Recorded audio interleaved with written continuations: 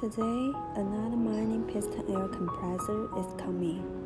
The installation master is assembling with his little apprentice.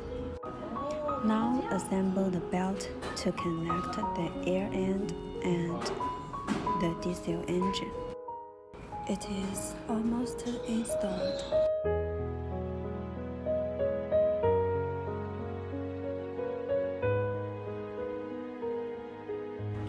Finally, the back cover is finished.